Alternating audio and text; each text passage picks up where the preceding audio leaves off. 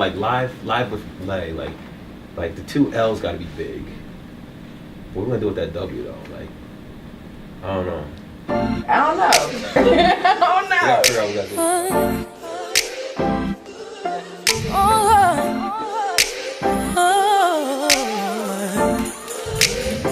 Welcome back to Live with Blade. Today I'm here with Mr. Darren Haynes. Thank you so much for joining me today. I'm happy to be here. Yes. So just to name a few, he has been recognized as one of the most influential blacks in Connecticut. Oh, you just gonna hype me up real quick. All right, go ahead. Hype me up. Go ahead. In June of 2018, he won an Emmy for Best News Anchor for his work in Washington D.C. So congratulations on that. Thank you, appreciate it. So let's jump into it. So you started at ESPN in March of 2014. Mm-hmm. What was that experience like?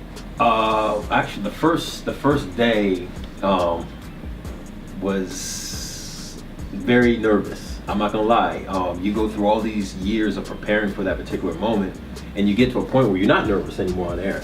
But that first show, when all of a sudden you're about to be like, oh shoot, I'm about to actually, this dream is about to become a reality. Yeah, I was nervous, sweaty palms, all that type of stuff. Oh yeah, them butterflies and all that. I do remember. I remember how stiff I was too. I was just like I don't know, my arm was on the table like, welcome into sports. Like I remember I was stiff. So was this your dream job? The ESPN one? Yes. That was my old dream job. Yes. Yeah, that was my old dream job. So your new dream job is? I don't know what that is yet. The job I have right now, I'm at peace. So I don't know, maybe your dream should be where you're at peace, but that's where I am right now. I'm definitely at peace. So explain that peace. What do you mean by that's your peace? I can anchor sports like what I love to do. I'm the sports director. I can make the schedule. So I have now the family time where at ESPN or maybe previous jobs I'm working weekends. I'm the person who they need to work, odd hours. And the current job I have right now, it's as simple as, hey, I want this day off because I want to be here at Syracuse. I can call someone up and say, I need you to fill in this particular day. Before that, I never had that. Oh, yeah. So I'm at peace because I can have my family time. I can have my job, my profession time. Also, since I am the director, there's nobody really above me saying, you know what? I don't like the way you did that highlight. Mm-hmm. It's more like, it's my style and that's the way we're gonna roll. Oh yeah, so you get to be your own creative, basically. Correct, yep. So how has your journey built you up to appreciating the space that you are in? It's a great question. So obviously hopping through many stations and starting in that small station, Market 208, Alpena, Michigan. There were also different times during my journey that really prepared me for this time now. And the one that stands out a lot is working in Boston. I actually, for some particular reason, I was supposed to be a weekend anchor. I was supposed to be a weekend anchor, the number 2 spot, what they call it. And as soon as I was hired, they gave that position to someone else and made me the number 3. Now, I was thankful that I was in Boston. My agent at the time was like, oh no, wait, hold on. You hired Darren to be this weekend guy and you basically demoted him before he even started. And I think that job sort of like ended because of more of like an agent and station beef. And after a short period of time, they didn't renew my contract. My work on air was fine, but it was more like a business behind the scene thing that maybe someone ruffled their feathers or something like that. So I actually had to fire my agent. Wow. But now I'm without a job. So March 3rd or 5th, 2013 until I worked for Al Jazeera just a little bit, stuff like that, but that wasn't like the full time where you sign this long contract. So I'm not going to consider that even a job. Yeah.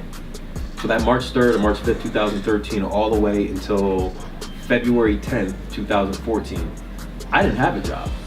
I went back to the same twin size bed that I used to sleep in at my parents' house while I was trying to find another job.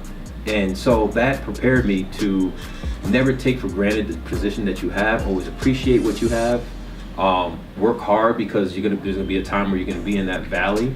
You gotta fight your way back up to get back to the top of the hill. But it always amazes me because I use this as a testimony. The station that did not want me, they wanted me to be a number 3 person just as a reporter.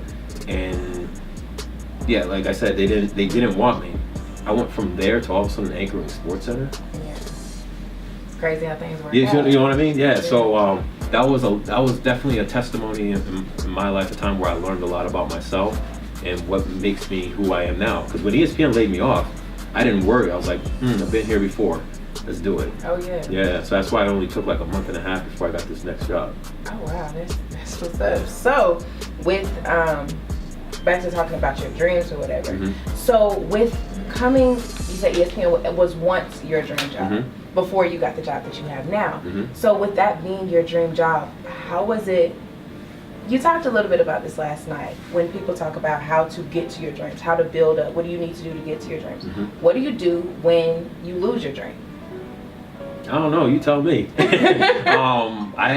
I still don't have the answer to that. But you just gotta stay true to your faith and believe in your talent. If you know you're a good basketball player, know that you're a good basketball player. I knew deep down in my heart I put a lot of hard work into my craft on being a sports anchor, and I knew that coming from the platform where I was at, ESPN, the highest platform pretty much in sports broadcasting, I knew that it's only gonna be a matter of time before someone picks me up, and I believed in that. But looking at it like, okay, so like what's the next dream? I don't know. I'm still searching for that. That's new in my life because it's always been ESPN. I don't know what that is. I don't, but I'm gonna keep striving to move forward, and eventually it'll come. Definitely. So that's really comforting to me, and I'm sure when other people listen to this as young people or as broadcasters that we're trying to be broadcasters, that stigma that we don't know what we're going to do when we get a job after we leave Newhouse or after we leave whichever school we're at, and to be able to be comfortable in the place that you're in and knowing that blessings are going to come as long as you do what you need to do, as long as you work hard for the things that you want. That's really comforting to know. So appreciate that advice.